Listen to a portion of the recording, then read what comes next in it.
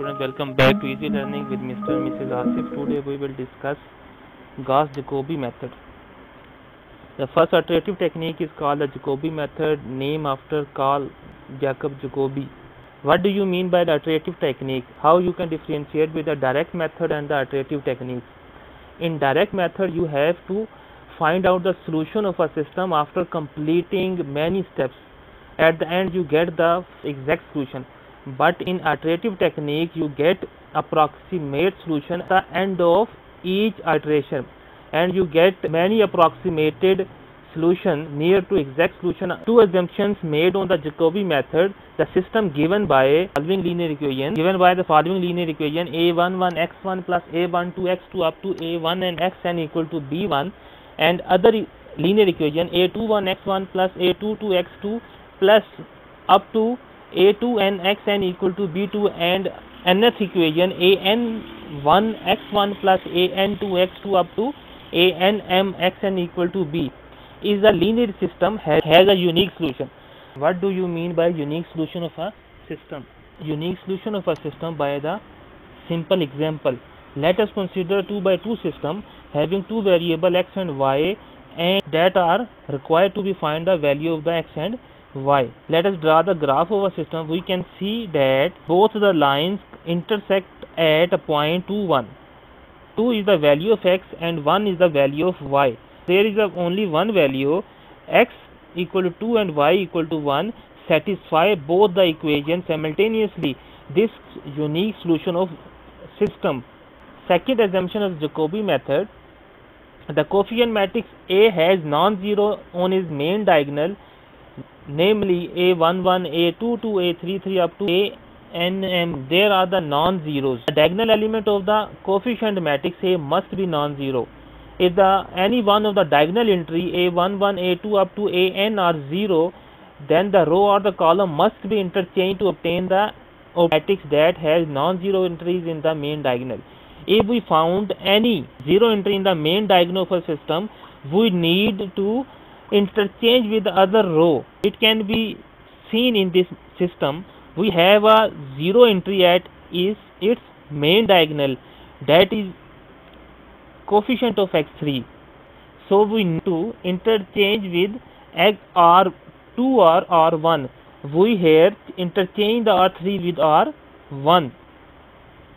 So we can remove 0 from main diagonal of a system. There is another important concept involved in Jacobi method, diagonal dominant. What do you mean diagonally dominant? Diagonally dominant means absolute value of pivot element must be greater or equal to sum of other coefficient of the same row. That 12 is the pivot element of a first row, and other element 3 and 4, 3 and 0. We can see that 12 absolute value greater than equal to 3 absolute value plus 0. We can see that 12 is greater than 3. So we can say that this is a diagonally dominant system. We can check each row by the same procedure and can be found that the system is a diagonally dominant. Diagonally dominant system is important. We can say that if the system is diagonally dominant, then our solution will converge to our exact solution. The general procedure: apply the Jacobi method. First of all, in our first linear equation of a system, you need to shift all the other values to right hand side of equation. You just need to make x1 on your left hand, and the coefficient of x1 must also need to shift on the right hand side. The coefficient of x1 is 1, 1. We have divided it on the right hand side. Same procedure has to be adopted with the second equation to find the value of x2.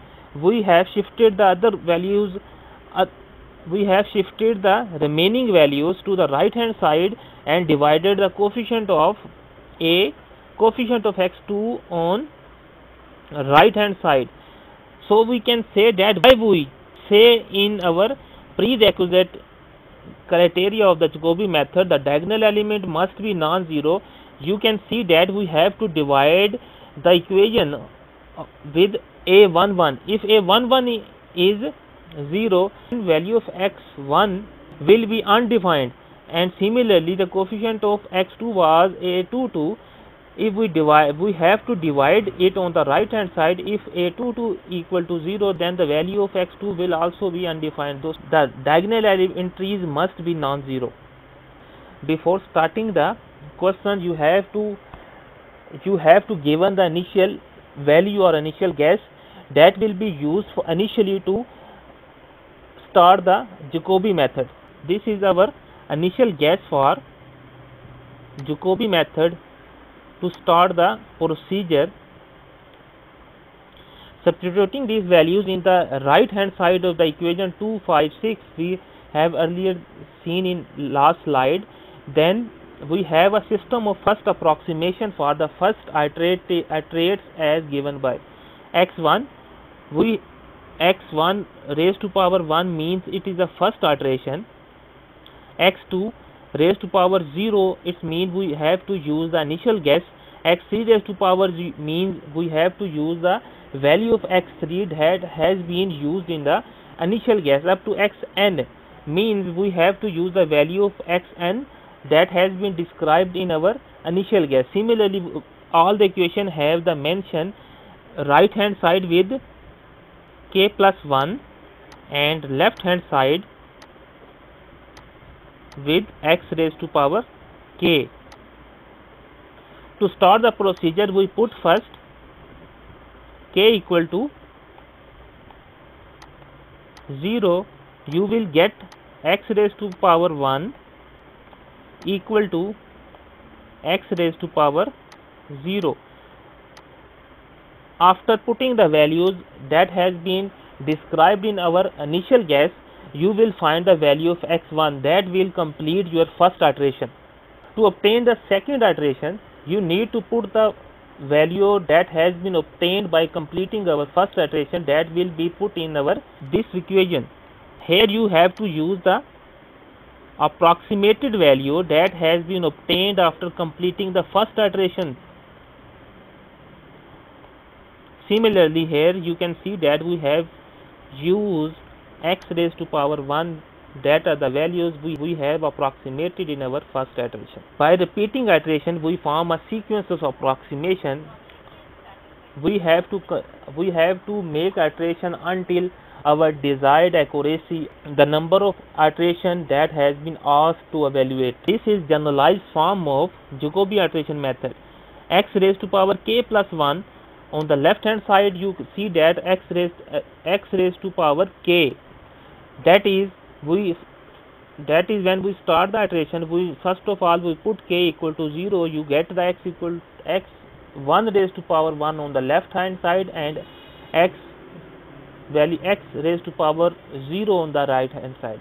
On the right hand side, you have to put the initial guess and you get the first iteration x raised to power 1. Similarly, in the next step, you have to put k equal to 1 and you have to use first approximated values in and get the second approximated value.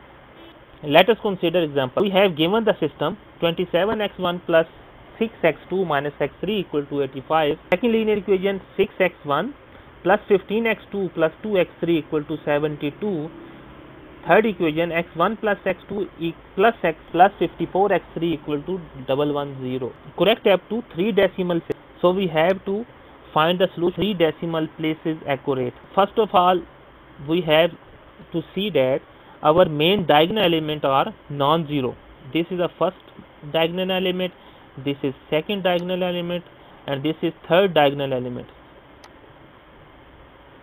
You can see that all of these are non-zero.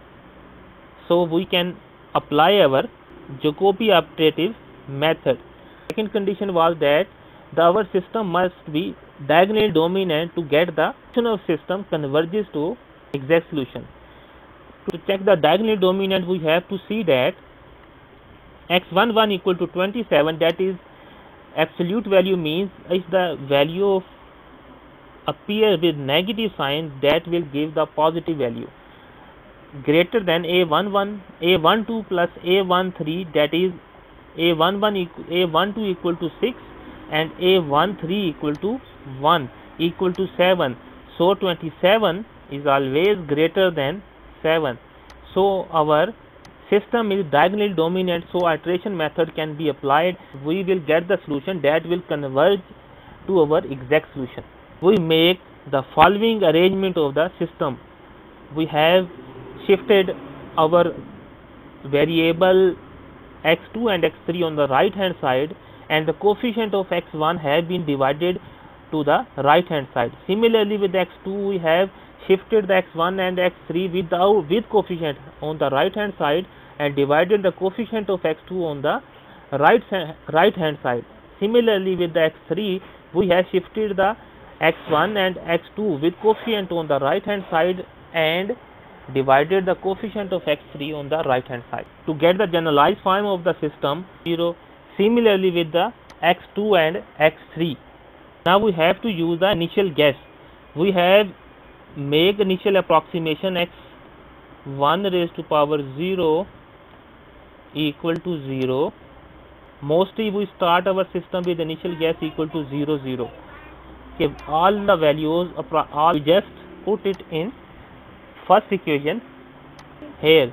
After making mathematical calculation, you will get the value of x1 of first approximated value of x1 equal to 3.14815.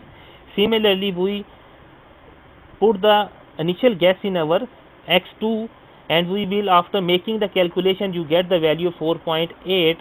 Similarly, with x3 you will get the value 2.03704. This is our first approximation that has been found by applying the Jacobi iterative method. Now if we want to get the second iteration, just put k equal to 1. You will find that after using the first approximated values in our system, you will get the second approximation, and after completing several iterations you can get the accuracy that has been desired. You can see that after making 11 approximations you will get the required order of accuracy. According to the question, you was directed to find out the solution of a system up to 3 decimal places. If you are asked to find the solution of a system up to 2 decimal places, you can see that in 6 and 7 iteration we have got approximated solution up to 2 decimal places. Are directed to find the solution up to 3 decimal places, we have to make some other iterations to get the order of accuracy. After completing the 10th and 11th iteration, you will get the solution of a system up to 3 decimal places. You can see that 3 decimal places are the same in every value of the variable. In x1 you get the value 2.425, and in 11th iteration you also get the value 2.425. In x2 you get the value 3.573, and 11th iteration you get the value of x2 3.573. In x3 you can see that we have the get value of x3 1.925 and 1.925. After repeating 12th and 13th iteration, you will see that this value will also again repeated.